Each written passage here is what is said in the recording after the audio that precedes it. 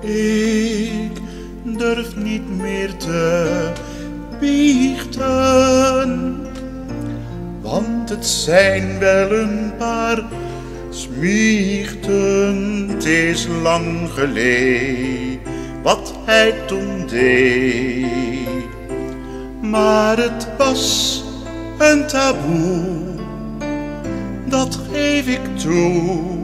Ik hield mijn mond steeds toe.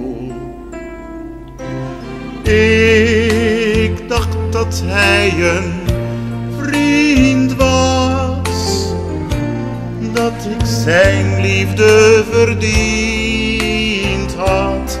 Hij deed me zeer, want hij wou meer. En al wou ik niet, tot zijn verdriet, hij dreef zijn zin toch door na het knapenkoor. Hij zei: lieveling, ik vraag maar één ding, kniel maar voor me neer, streel mijn jonge heer.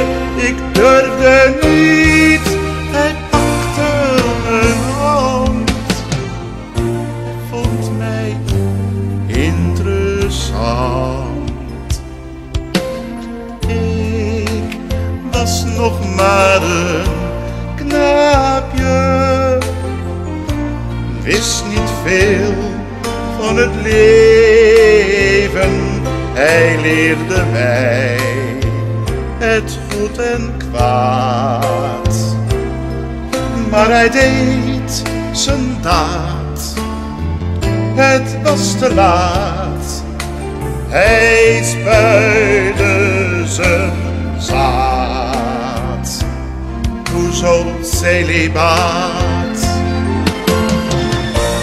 Hij zei: lieveling, ik vraag maar één ding, kniel maar voor me neer, streel mijn jonge heer. Ik durfde niet, hij pakte mijn hand, hij vond mij interessant. Zo spannend als het toen was, als een deugniet in de brugklas. Ik zit ermee, heb geen idee, want zelfs Sinterklaas en ook de paus zijn mannen zoals hij, zijn heilig blij.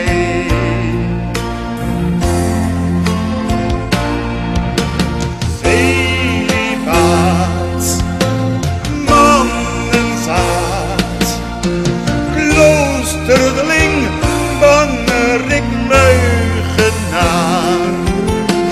Celibaat, man van het kwaad, Satans gebroed, vieze schachelaar.